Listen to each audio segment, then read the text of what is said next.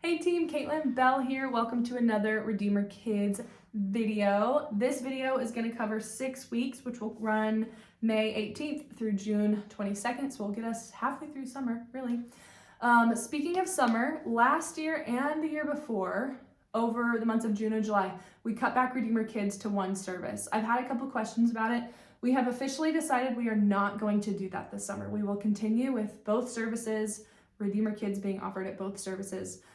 We will do something fun in July, but I will share that in the next video since this one is already going to be so long. So welcome to our next 6-week video. We do have quite a few new people who have joined the team, or a handful. One, thank you so much for joining our Redeemer Kids team.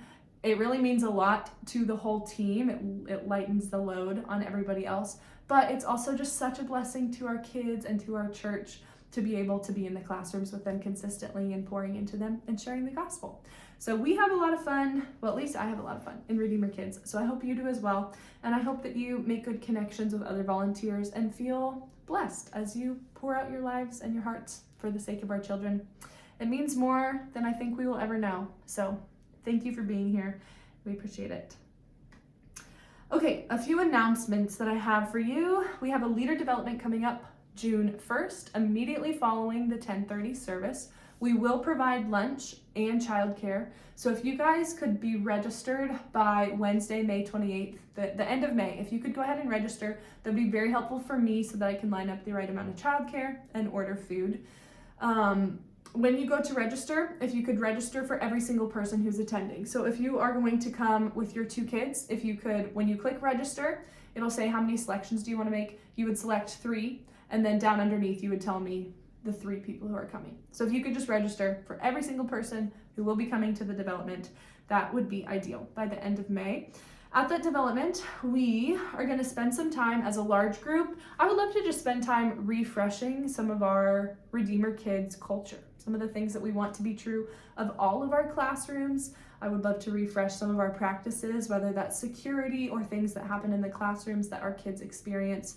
And just cast vision for our goals and our hopes for our kids coming through this ministry in our church. Then we will also spend some time praying for one another as well as our kids. And we will also get up together in our, in our age group sections of volunteers. So the sanctuary team, you guys will get to talk with the sanctuary team about things that are working well or things that are difficult and get to brainstorm and bounce ideas off of one another and get to know each other more. June 1st, there is also a meeting. What did Mark say? It's a meeting for people who are interested in leading groups as they launch in the fall. I'm so sorry that is a conflict. That was just a mishap that happened with our overall Redeemer church calendar, especially once we moved the leader development.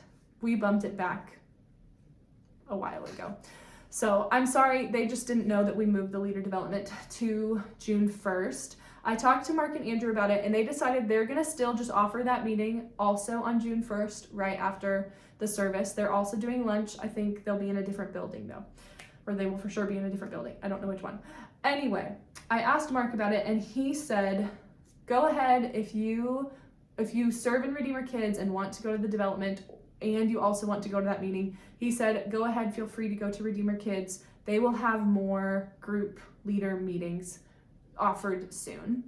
But that also being said, we will also have more Redeemer Kids leader developments. So I'm sorry if that feels like a conflict for you if you wanted to go to both. There will be no hard feelings either way, whichever one you choose. I will say the Redeemer Kids party will be more fun than Mark's party, but if you choose to go to Mark's party, that's okay. I won't hold it against you, at least not for very long. So anyway, leader development, June 1st. If you could register by the end of May, that would be wonderful. Another exciting announcement, VBS officially has a theme. It is Redeemer Kids Space Camp. So we're going to space. That will be July 21st through 23rd, which is a Monday through Wednesday. We're gonna do the evenings again, 5:30. We'll do dinner provided for both volunteers and our campers.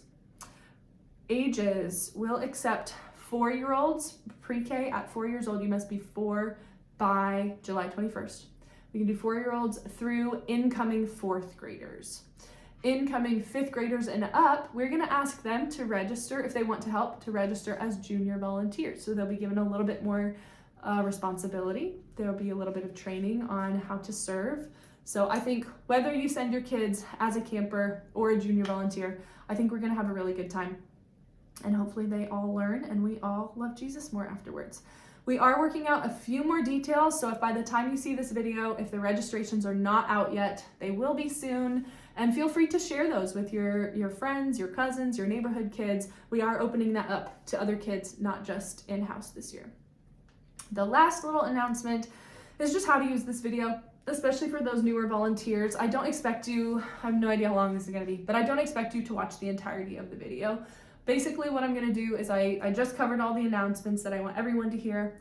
Then I'm gonna cover the memory verse, which I want everyone to hear. And then I'm gonna break it up into our curriculum groups. So I'll do Sanctuary, Younger Luther, Older Luther.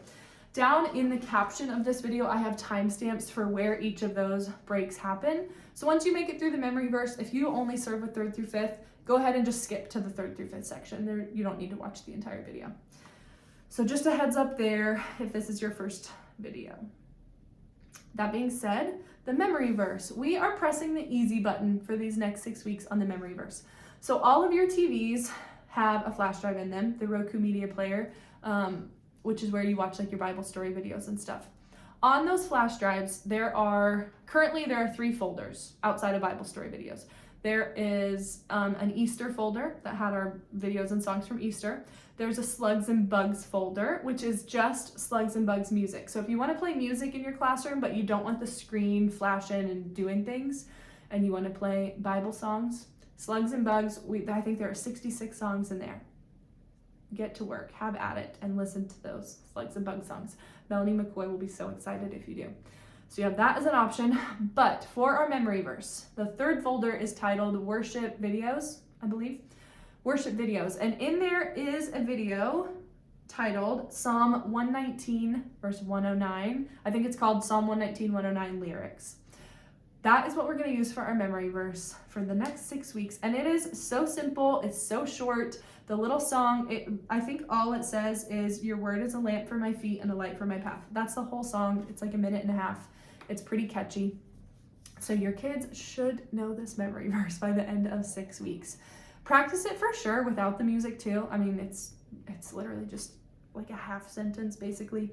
Very simple, but that is what we're gonna do for memory verses. So you can watch the video, it's gonna get stuck in your head, but that's okay. There are worse things that could get stuck in your head. So now we'll transition to content. So first up, Sanctuary Classroom, here we go. All right, Sanctuary, for you guys, we are still waiting on that curriculum for the blue Bibles that we're using. In the fall or the winter, I reached out to them and they said that curriculum was gonna be published in the spring, and I check it almost every other day now. Still isn't out, but that's okay. In the meantime, we're gonna keep moving forward with that flow that we have been using. You are not bound to that flow by any means, but since we don't have a curriculum right now, if you could be using some sort of structure similar to it, that would be really helpful for our younger kids. Just having something consistent every week, they know what to expect. I would encourage you in this though, keep leaning in with the littles, even when it feels like you're herding kittens, even when it feels like they're not paying any attention at all or running like ants around an anthill. They are absorbing so much more than we think that they are. So please continue to speak over them, continue to pray over them, continue to read the Bible over them. You never know what is going to stick that they're going to take home and maybe on forever for the rest of their lives at just such a young age. They are so open to learning. So here's where we're going in May. I don't think I have any solid crafts for you prepped or put together as of right now, but if you need anything, let me know. I can get you whatever you need. May 18th is story 17, The Walls Fall Down, from Joshua. And your question is, how are God's people saved from sin? It's a fuller question than that, but that's what I'll leave it at for the sake of this video. May 25th is story 18, God gives Naomi a new family. That's going to come from Ruth, and then a verse in Matthew. And it's going to be talking about, just the story of Ruth and then how her lineage, it goes on down to King David, which then eventually goes on down to Jesus. June 1st, story 19, Hannah prays from 1 Samuel 1. The question is, do you ever feel lonely or forgotten? And the point being that God always meets you and sees you there. June 8th, story 20, David fights Goliath from 1 Samuel. And this one is so good. What kinds of things are scary to you? This question in particular, these stories always lead to fun conversations with Eleanor. So that's what the question is about, or the story is about, David and Goliath. But I also have another little story. It's just printed. I mean, it's literally just words, so you're just going to be reading it over them if they're interested. But this is a little story called Dave the Brave that Kara Brantley actually wrote. She shared it with me a long time ago, and I've just been waiting for an opportunity to use it in Redeemer Kids. And so it's another version of the story of David and Goliath. So that is available to you in your classroom as well if you want to read that over your kids in addition to the Bible story. June 15th, story 21, David and Jonathan are friends. 1 Samuel 18 through 20 is where that's coming from. And it's all about friendship. The question is, who is your best friend? June 22nd then is story 22. I like when the dates line up. Solomon chooses wisely, all about Solomon. The question is, who should we talk to when we need wisdom? So again, I don't have any crafts prepped for all of you, but if you need anything, let me know. Thank you all so much, Sanctuary team. We'll see you on Sunday. Now for our younger Luther. Guys, we transition out of the Pentateuch in June. That just feels like a fun thing to mark and celebrate. We're going to be stepping into the history books on June 20. I said 21st, but I'm pretty sure I mean 22nd. Yeah, on June 22nd. So great work, everybody. We are moving along. And the kids are recalling these stories, I've heard, in a way that they weren't with the old curriculum. So that feels like a win too. Okay, I'm going to run over your lessons really quickly, as well as if I have anything printed for you or any thoughts on the crafts, I will tell you that right in here. So May 18th, story 17, a tale of two goats from Leviticus 16. I love that they included this. This story is so cool, and it's all about the goat that was offered as a sacrifice and then the scapegoat that was led away into the wilderness on the Day of Atonement. There is a craft for this day to make a goat puppet out of a brown paper bag. We have brown paper bags in the storage closet with the other craft stuff. And I did print some goat faces for you. However, I only printed a handful of them. They're like 4 on a sheet. So if you for sure want to do them, make a few copies, especially 8:30 crew, make a few copies so that there are some left for the 10:30. So I did not make one for every single kid because sometimes they don't get used. So if you want to use them, just have the essay run a few copies for you to make sure that you have enough and the 10:30 has enough. Okay, May 25th is story 18, Big People, Little Faith, from Numbers 13 through 14. This week's all about the spies in the Promised Land who came back fearful versus Caleb and Joshua, who reminded the people of the promises of God. I do not have anything printed for you other than the activity sheet for this week. June 1st, story 19, You're Not the Boss of Me. Numbers 16, and it's all about the authority of Moses and Aaron being challenged, and then Moses sacrificing on behalf of the people to turn away the anger of God against the people. This week has a craft under option number 2 called Think a Leader card, and I think it would be so fun and so cool if all of our kids wrote a card to Mark and Andrew and Ben. I mean, they don't all have to write 3, but if you could get all 3 of those guys covered, that would be so fun. I love the very real and easy application of this story to our own leaders at our own church. So I think it would also be really fun to just randomly shower those guys with thank you cards from our kids. So grab some cardstock, grab stickers, or let them decorate them, be as simple or as ornate as they would like, but help them write some little thank you cards to the leaders of our church. I think that'd be a really fun surprise for them. June 8th, story 20, the daughters of Zelophehad from Numbers 26. This is the story of Moses looking to God for wisdom about basically what to do with these daughters who their dad died and they don't have an inheritance. And I love the way this curriculum points to the way that God values all people, regardless of culture. Anyway, there are some craft options for you. There are 3 that would be pretty easy, but I did not print anything for you. If you want anything, I can print it for you. The only thing that I thought made a lot of sense to print was there's it's just a shield that you can draw your own coat of arms on. So if you want that, I can print that for you. The other things I can print, but they didn't seem to make quite as much sense. I don't remember what they are now. But anyway, if you want that shield, let me know. Also, fun fact, with this story, we are done with the Pentateuch with our kids. Okay, June 15th, story 21. Welcome to the historical books. We're talking about the walls that came tumbling down from Joshua 6, Joshua in the Battle of Jericho, a classic. There are 3 craft options for this week, and each one has its own template. Okay, but I didn't print them because I'm realizing that those templates are meant to be cut out on cardstock. So I think what the curriculum intends for you to do is print one of them and then trace it onto cardstock or construction paper and then let the child cut it out. So I have not printed those, but if you want a template, let me know. Some of them would be easy to do without a template. I just wanted to explain why I did not print those. Because in the past I've printed enough for every single kid and they don't get used, or they're just they're meant to be on cardstock, so they're a little flimsy. So if you want a template, let me know. I can get you them, or I can get you one at least to prep on cardstock. Okay, June 22nd, story 22, the fight of Gideon and the fight of Midian. I really like that title. It's from Judges 6 through 7. It's all about the story of Gideon and how God wanted to use a small army to show his power and his purposes. I do not have anything for you other than the activity sheet printed, but as always, if you need anything at all, please let me know. That's all I have for you guys. Thank you, Younger Luther team, and I'll see you on Sunday. Bye. And Older Luther. All right.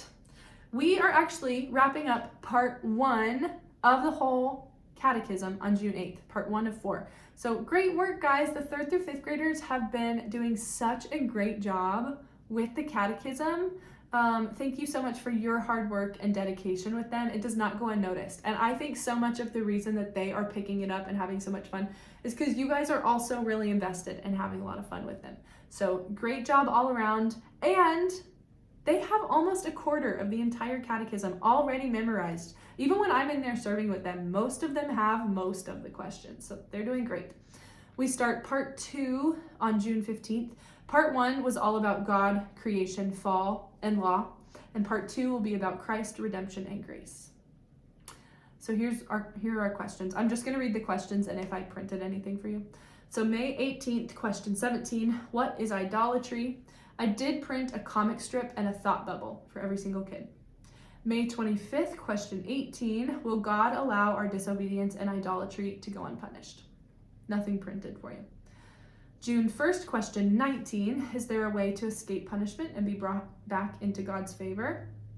Also, I did not print anything for question 19. June 8th is question 20, who is the Redeemer?